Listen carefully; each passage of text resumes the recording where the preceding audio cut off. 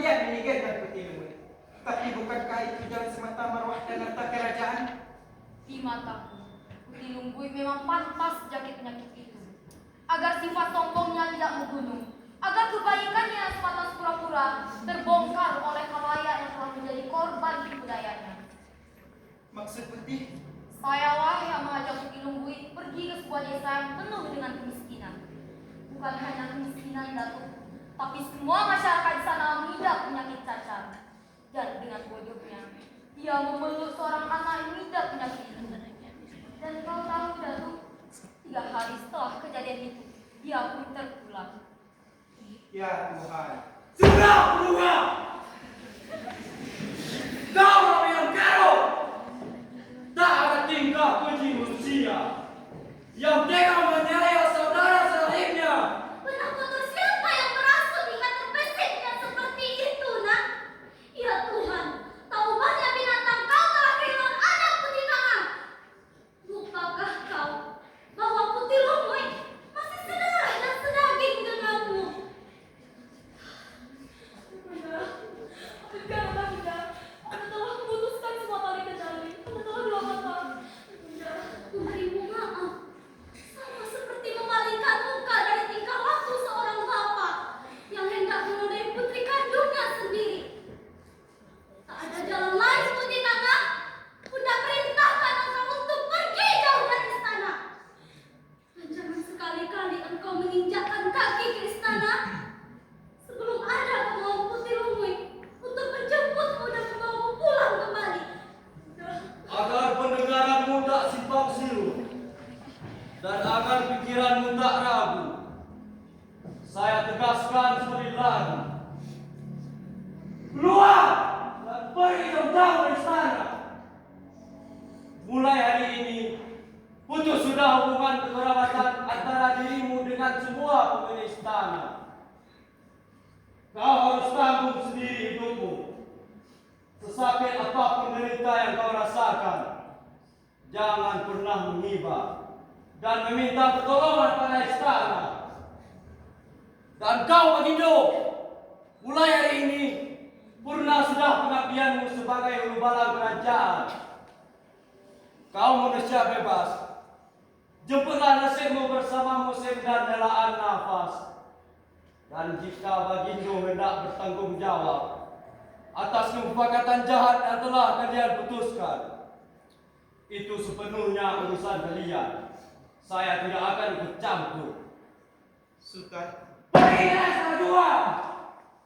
Sebelum pikiran saya berubah dengan mempertimbangkan tindakan yang lebih keras, menyidangkan kalian dalam persidangan di depan tuan peri kerajaan dan menghukum kalian dengan hukuman separat atas kesalahan kalian.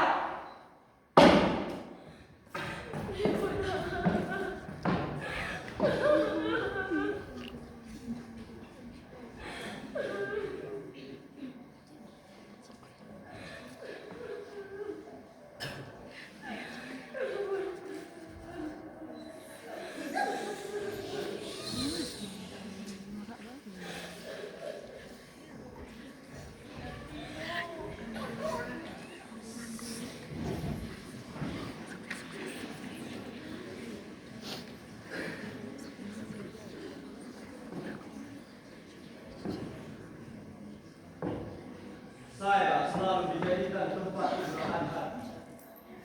Kata-kata yang disebutnya hanya menandaskan betapa dia sangat mencintaimu. Ampun, Ibu, ampun. Saya sama sekali tidak diajak bicara terkait pekerjaan hidup itu sudah. Saya justru terkoyak karena kehilangan. Tapi membayangkan seorang perempuan rumah yang sedang sakit berjalan sendiri di tengah malam. Sangat berdosa membiarkan seperti ini terjadi. Jangan merasa tertuduh, Datuk. Kami justru datang ke hadapan Datuk untuk memalingkan semua harapan. Tidakkah Datuk rasakan bahwa Putih Lumut adalah jiwa raga kami, Datuk? Kami tidak bermaksud menguji ketulusan cinta Datuk pada Putih Lumut. Tapi Langkah kami tak lagi selepas dan sekencang Datuk. Kami harap hanya Datuk yang dapat menolong kami, mengembalikan belahan jiwa kami. Percayalah Tuan Muda di Bunda, kembalinya Pirungi bukan sekedar cinta dan amanah, tapi ini adalah pembela jiwa, dan perjuangan menemukannya adalah kemuliaan bagi kerajaan dan tidak sepadan dengan jiwa raga saya. Terima kasih Datuk. Hanya Tuhan yang akan membalas. Baik Datuk. Demi keselamatan putrimu. Lebih cepat lebih baik, Datuk. Doa dan bisunya Ibunda Ratu dan Tuan Murajo, saya tak akan bilang kecuali melangkah bersama Pirungi. Berikutlah doa ibunda, Datuk. Semua akan diijabah. Hati-hati, Datuk.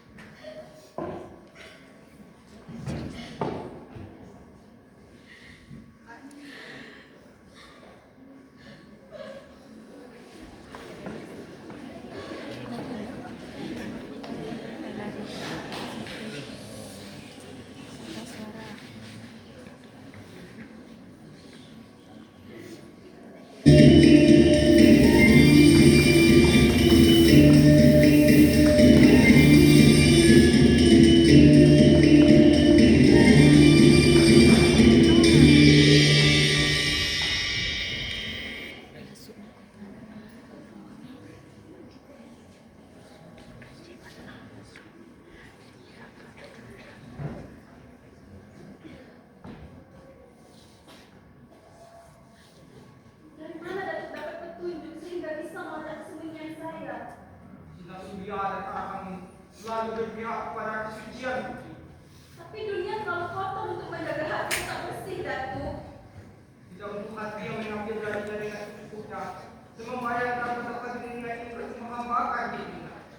Datuk datang kemari hanya melukis angin atau menebar garam dalam lautan. Bagaimanapun, Putri telah menyebutkan rasa rindu pada rakyat. Mereka rindu pada kedatangan dan sanggup mampu saja mereka. Sakit ini telah mengakhiri hidup saya, Datuk. Lebih memberi telah mati. Rakyat sangat mencintai Putri. Mungkin mereka mengagumi Putri karena kecantikan Putri, tetapi yang mereka cintai adalah pancaran cahaya dalam diri Putri. Cahaya seorang sahabat, cahaya seorang ibu, cahaya seorang saudara tua. Apa yang mereka harapkan dari perempuan yang ditimpa penyakit cacar, Datuk? Ia menjaga jarak karena tidak ingin menularkan penyakitnya pada siapapun. Jiwanya terkoyak, dirajam cermin yang menghantui tatapannya. Dan betapa tubuh dan wajahnya terlihat menjijikan pada siapapun yang memandang. Mereka merindukan Putri untuk kembali melangkah di sepanjang jalan, merindu mereka dalam kedudukan. Apa yang mereka harapkan dariku, Datuk? Lebih dari itu, jangan lupakan penantian seorang lelaki yang dikenal ujung. Dengan cinta yang tidak pernah berubah, cinta yang tidak kakek sampai dia berikut. Kau memberikan rasa cintamu kepada seseorang yang jauh dari kepantasan. Tapi izinkan saya bicara. Sejak muda hati saya telah menjatuhkan pilihan. Tidak hanya dipicu dan ditumbuhkan dari hal-hal yang hanya sebatas pandangan. Berikan kepada yang lebih berhak, Datuk. Wajah-wajah berseri, wajah-wajah yang memberi harapan. Harapanku hanya terukir wajah perempuan yang sepenuhnya aku cintai. Wajah yang berseri karena budi, wajah yang mengenang karena selalu bertakwa padanya. Wajah Cukup, Datuk. Jika rasa cintamu selalu menjadi mata air yang menyejukkan bagi jiwaku, jalan terbaik adalah tinggalkan aku. Pergilah, Datuk. Pergilah.